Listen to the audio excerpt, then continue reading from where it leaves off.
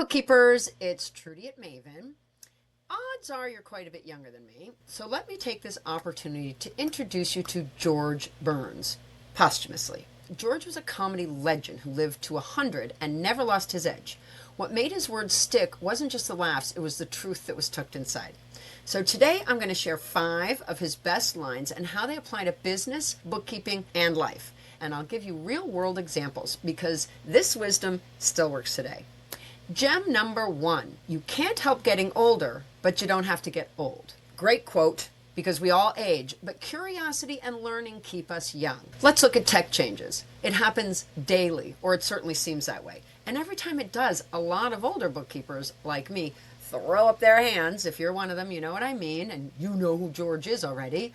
And they say, I'm too old for this tech. But the ones who stayed curious, learned apps, file sharing, automation, those are the ones that are still thriving. Staying young in business means being a student forever. Gem number 2. It's better to be a failure at something you love than a success at something you hate. Success without joy is just burnout in disguise. I've met bookkeepers billing 60 hours a week for clients they cannot stand. And on paper, sure, they're successful, but they're exhausted and miserable, and quite frankly, they're a drag to hang out with. Contrast that to the bookkeeper who takes on smaller, values-driven clients and slowly scales. The second path takes longer, but it's sustainable because they actually love what they're building. When you're an entrepreneurial bookkeeper, or any entrepreneur actually for that matter, you should already have a keen appreciation for lifestyle choice.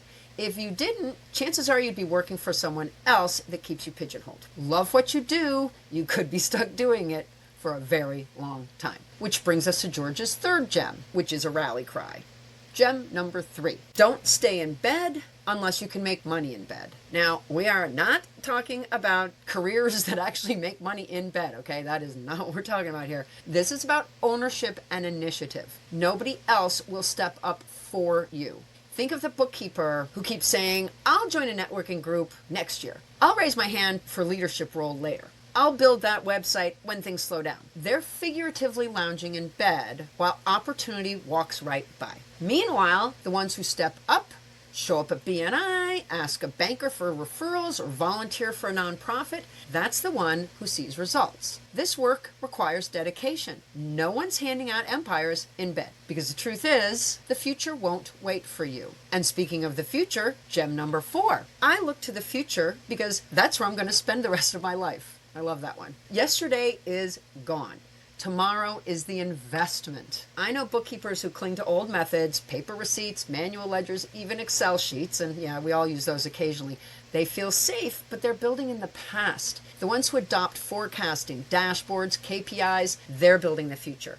Clients pay for where you're headed, not where you've been. And the way you communicate those choices matters just as much. Gem number 5. The secret to a good sermon is to have a good beginning and a good ending, and to have the two as close together as possible. Now, that's not an affront to your church or its leadership. I'm just repeating a quote here, but it's one that I interpret to mean that sometimes, even in church, less is more. Communication should be sharp, never sloppy, and never rambling. I once watched a bookkeeper explain year-end changes to a client. It was a 15-minute, very painful ramble. The client's eyes glazed over, and so given the opportunity, I later explained the same update in under a minute. Here's what changed. Here's how it affects you. Here's what we're going to do next.